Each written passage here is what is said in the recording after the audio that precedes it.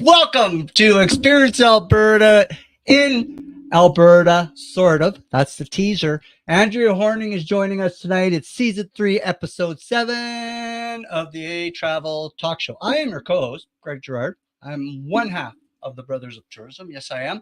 And next to me is the star of the show, top 2023 Canada Adventure Seeker influencer, the Miss Andrea Horning, aka Adventures with Ange. Welcome to the show, Ange.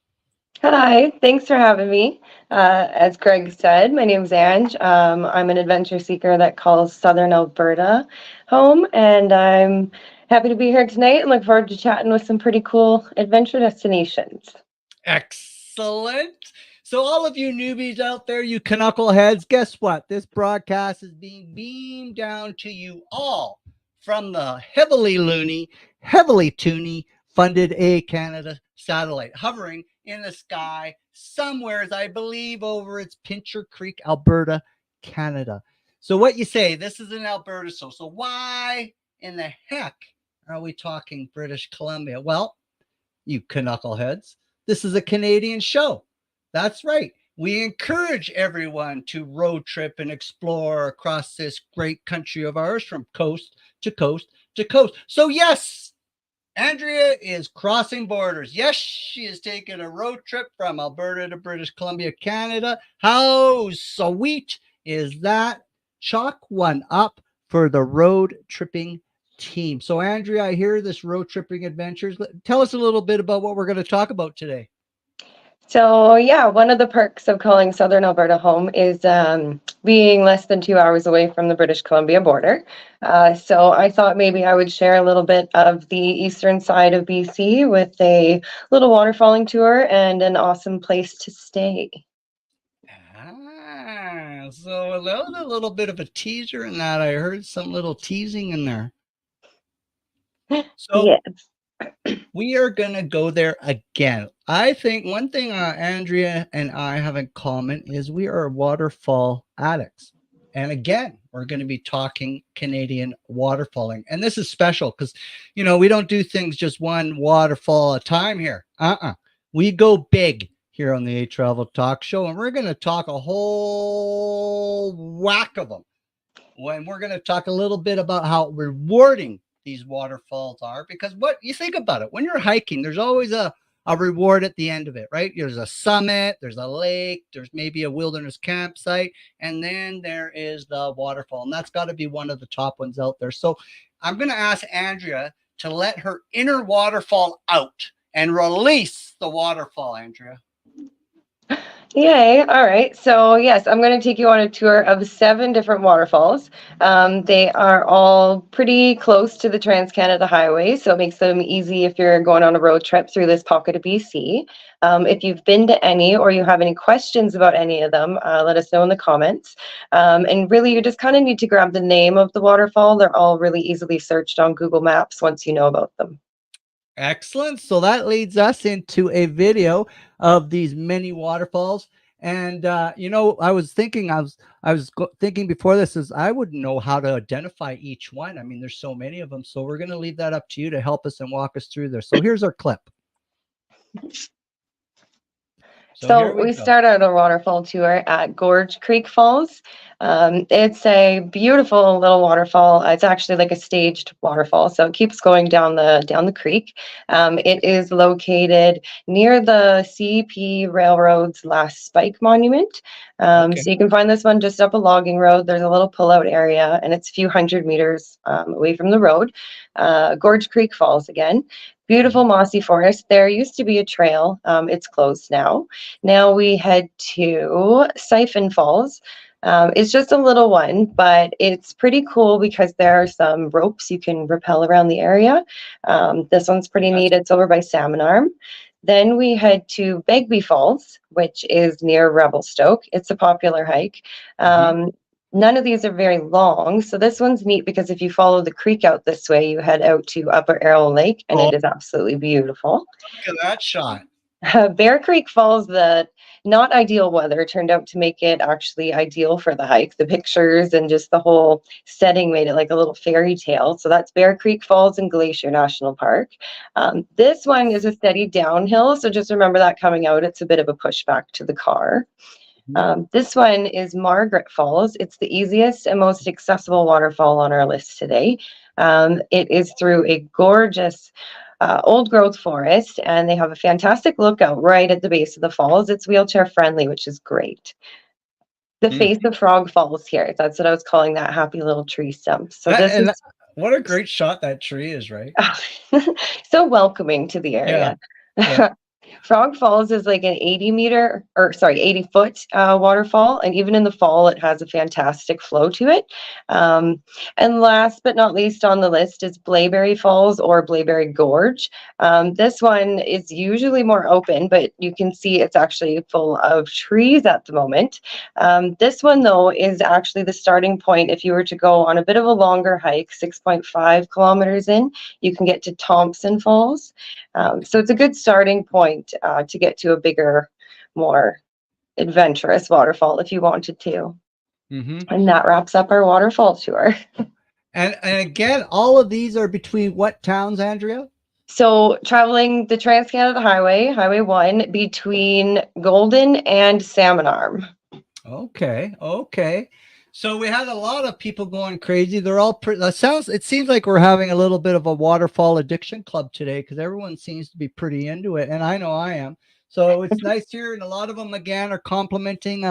Stacy Castle says hi to you, Andrea. I don't know if that's a friend or not, but thank you very much, Stacy, for tuning in.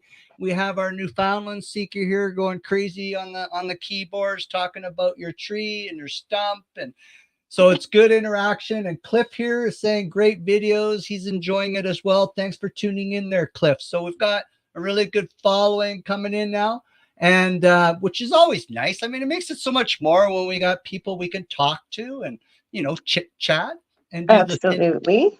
doing the little Canadian thing that we do so well here, right?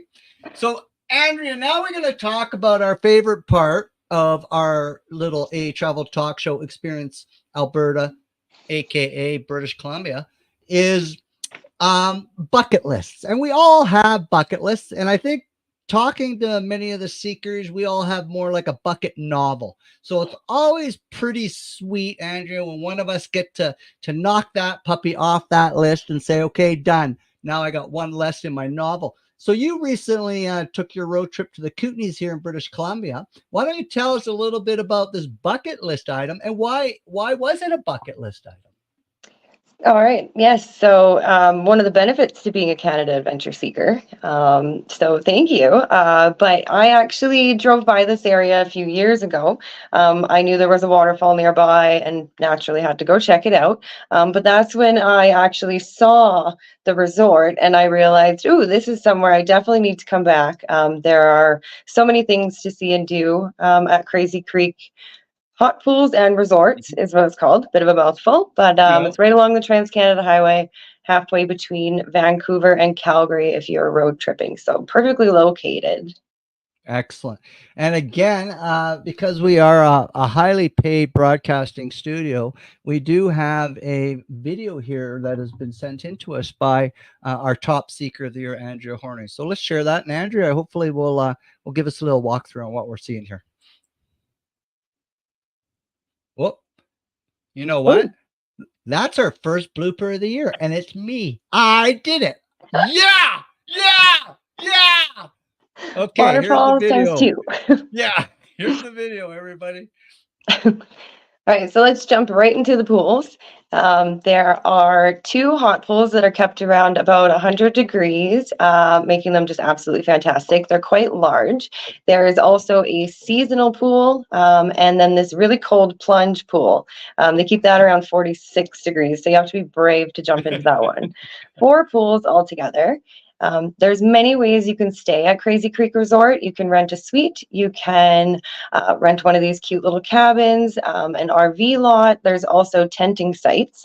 And one of the perks to this campground is actually this neat dishwashing sink that they have available for everyone. Thought that was thoughtful.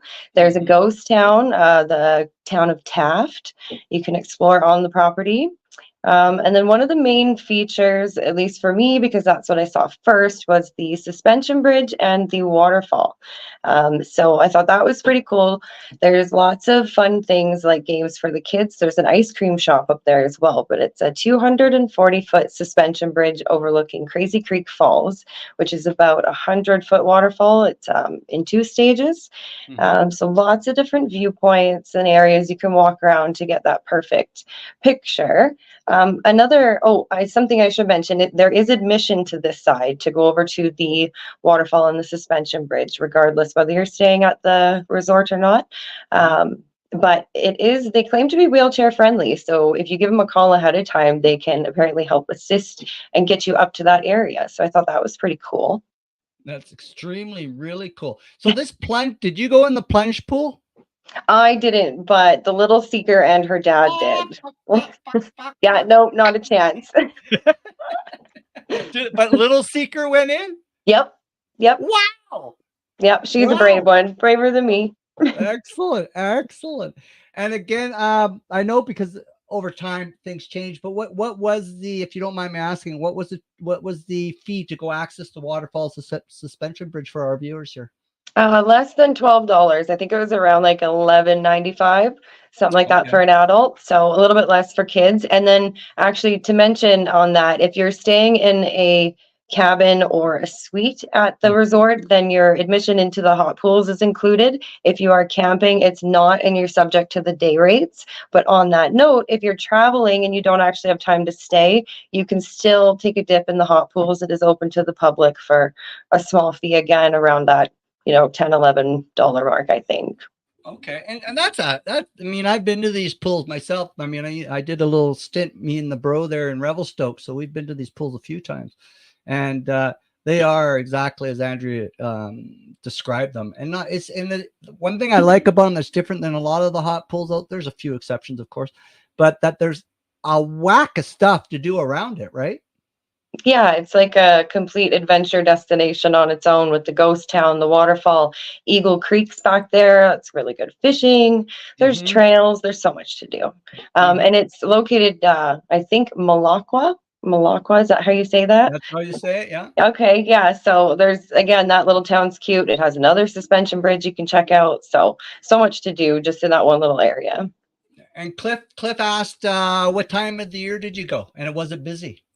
I was just there at the end of October, and I like to be a weekday traveler because it just tends to be a little bit quieter naturally.